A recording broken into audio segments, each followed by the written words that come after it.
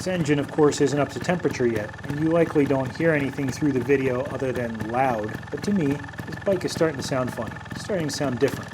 I think the muffler needs repacking, so let's do that.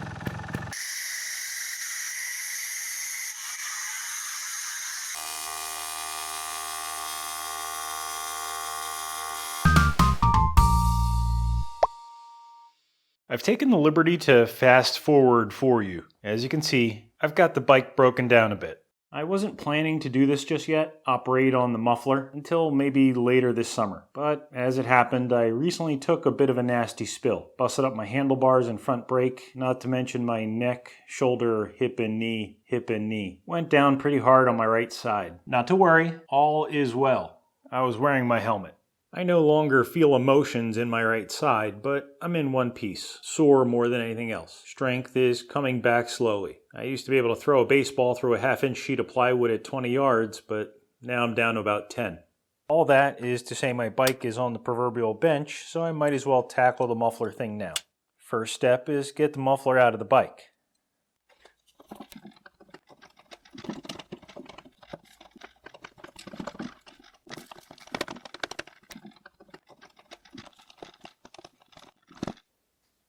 Okay, at this point I'm pretty sure they started with the muffler and then built the entire bike around it as tight as they could. Quick pharmacological lesson to get everyone on the same pills. This is the engine. And that's the cylinder we talked about the last time. Violent, nasty things happen in there involving gasoline, electricity, and rubber hoses. But that's not what this show is about. Today, we're talking mufflers. This is the intake side.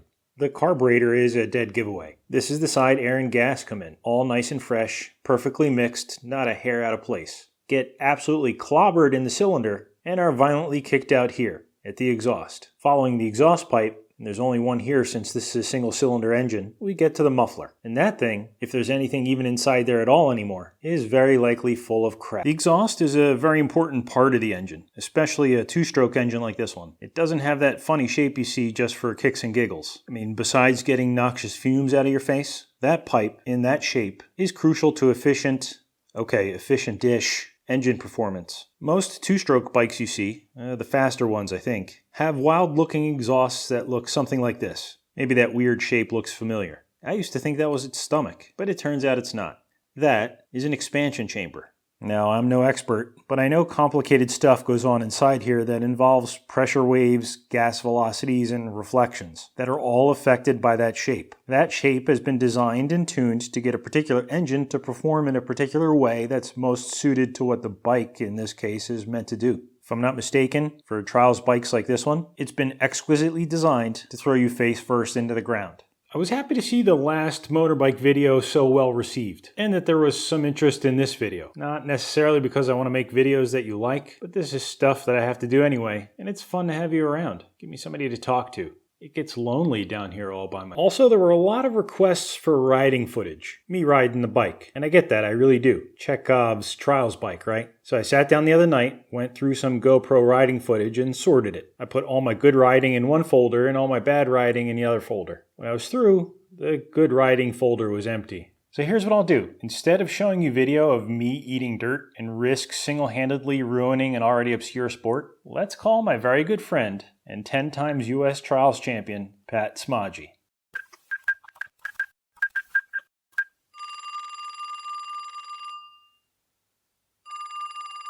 Hello? Hey Pat, how you doing there, buddy? Who is this? It's me, Old Tony. Yeah, I got a little bit of a cold maybe. How did you get this number? Listen, I want to ask you something. Don't ever call here again. You mind if I use some of your riding videos? Great, thank you, you're a sweetheart. Yeah, you too, buddy. Rubber side down, am I right?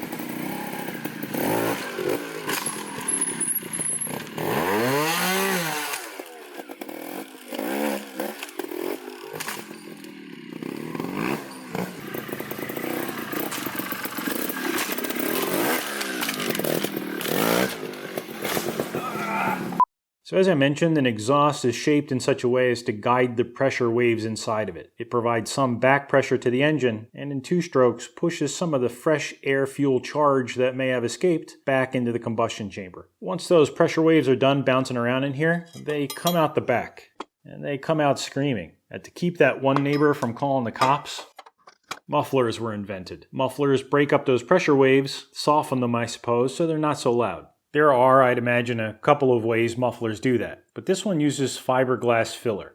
In here I expect to find old fiberglass, maybe some steel wool. We'll see when we get inside. But over time that filler loses its ability to dampen sound. It might disintegrate and blow out the back or get covered in oil, who knows. Either way, it needs periodic maintenance. Some people claim every 20 hours of riding. I'm more in that 20 years camp.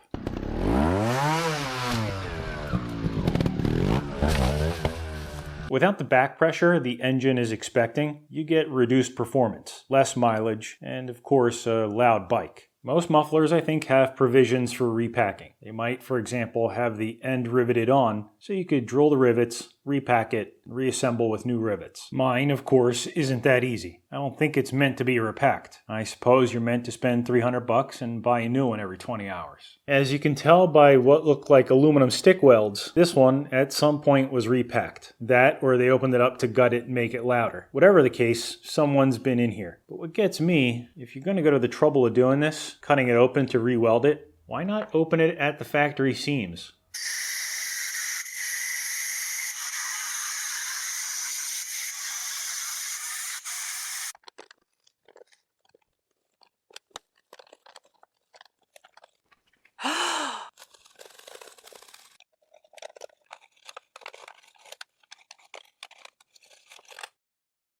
What have I done?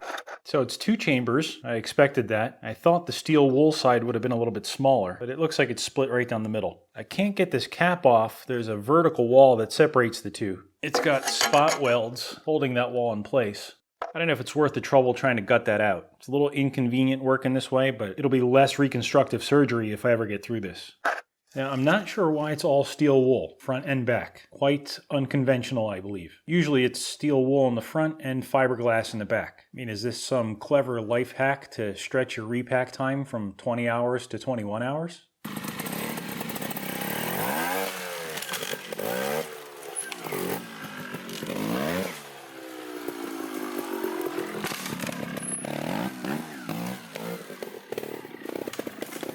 Step 1 after disemboweling the muffler was to get it as clean as I possibly could, degreased. I used a lot of brake cleaner. The kid down at the auto parts place said they were all out of muffler cleaner. But after degreasing the whole thing, I came in and I did my best to remove the 40 pounds of weld that was on here. I used a coarse and a fine carbide burr and then just a small flap wheel. There's some nooks and crannies that were tough to get into.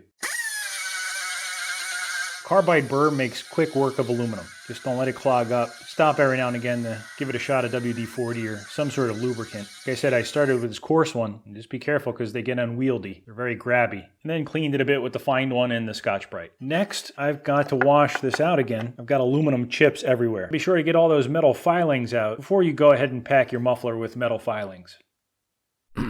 Now it's just a matter of carefully laying the steel wool in there. The trick in this case is to fill around that perforated pipe with the limited access I have to work with. The goal isn't really to pack it as tight as you can, so much as to sort of fill it uniformly without leaving any voids. So firm fill, but not packed. Coarser steel wool would have probably been better. I thought I bought the coarse stuff. This is what showed up, so might as well use it.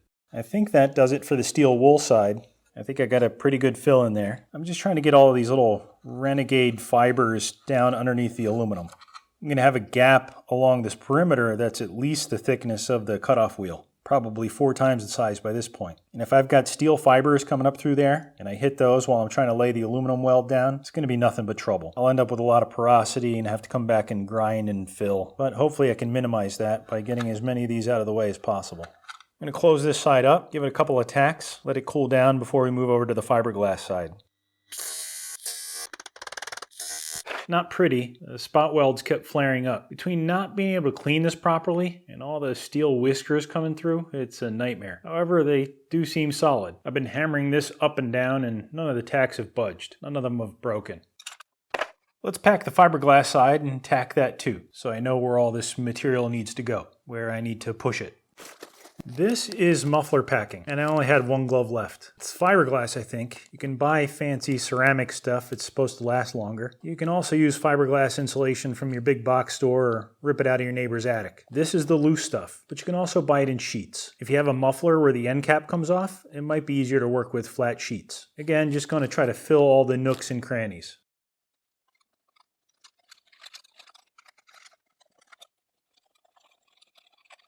Fortunately, the stuff is like a brilliant white. I can see right through that perforated pipe to the far side, see how well that's filling. Which is not very well. I bent up just a piece of aluminum so I can get it back there like a spoon and hopefully push it under that perf pipe where I see the voids. I want to get it under there, but again, don't want to pack it too tight.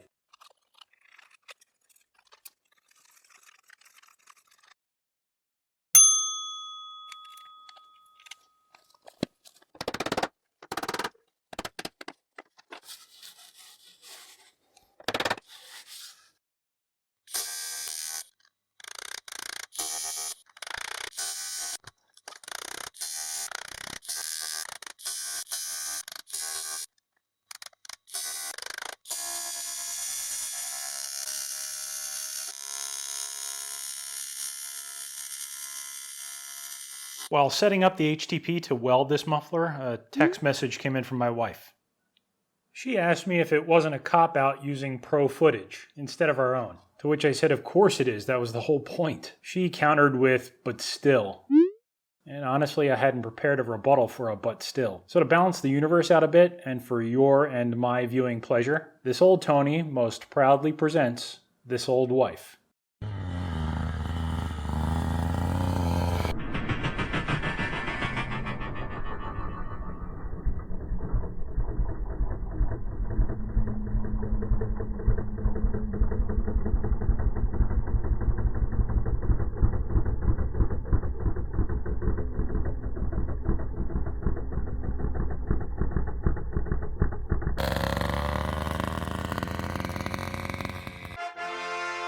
And there it is. Is it perfect? No, it's not perfect. Could I have done better if I really put my mind to it? Also, probably no. While you were playing that last clip back frame by frame, I went ahead, welded this out, and ground it down. Nothing really exciting happened, and frankly, I set myself up for a welding disaster. This thing was almost worse than welding someone else's cracked oil pan. Almost. I knew it was going to end up ugly going into this. First, I had absolutely huge gaps to fill. The right thing to do was make a better fitting piece. Second, this aluminum is still filthy on the inside. Aluminum needs to be pristine, inside and out. The arc was pulling up all that junk and just making it hard to weld. Third, I'm welding with a separated shoulder. And fourth, I can't weld nice even with a good shoulder. Anyway, I wasn't too worried about it. I knew ahead of time I was going to be grinding this whole side flat. Recall, this muffler is a pretty tight fit in the frame. Big fat weld beads like before wouldn't have helped. And these welds aren't structural. So long as it doesn't have any holes, which it doesn't, I'm going to call this a success. I know there's probably one or two people out there upset that I didn't show all the welding and the grinding step by step. But showing you a sped up sequence of bad habits wouldn't have done anyone any good. And one of these days we'll do a proper aluminum welding video. Scout's honor. Once we get that groundwork established, then we can move on to bad practices. And of course, advanced bad practices. Speaking of which, if you don't have a welder, a popular option is to cut a nice, neat, clean opening, then make a larger plate for it you can screw or rivet in place. The only risk there, again, is these bikes are engineered pretty tight. So be sure you can reassemble your muffler with any extra thickness you're adding or the fasteners you use. Anyway, I guess it's time to try this out. Let's get it back on the bike.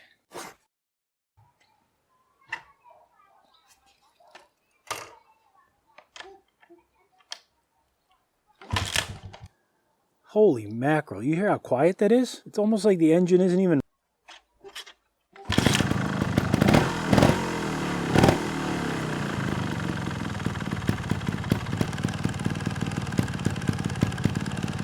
And this, my friends, is the part of the video that took a hard turn into the Twilight Zone. I recorded a short segment where I went on and on about how happy I was with the new muffler sound.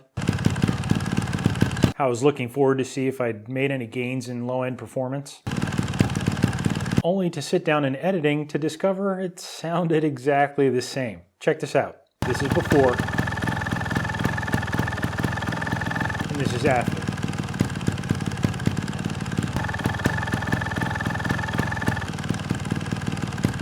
No mic or camera settings changed, and the mic distance was more or less the same. So I did what any engine mechanic would do and turned to audio spectrum analysis. I don't know enough about these things to tell you what I'm looking at, but they still look closer than they sound in real life. Of course, this isn't a real sound pressure level measurement, but there are a couple of peaks at about 800 and 1800 that have come down a bit, and the shape between 100 and 500 has smoothed out a smidge maybe. But like I said, I don't know a ton about what I'm looking at. Showing these to you was a shot in the dark. Maybe there's someone out there who sees more here than I'm seeing. Oh, and one more thing before I wrap this up. If anyone is wondering what I did to break my shoulder, I broke it watching this video.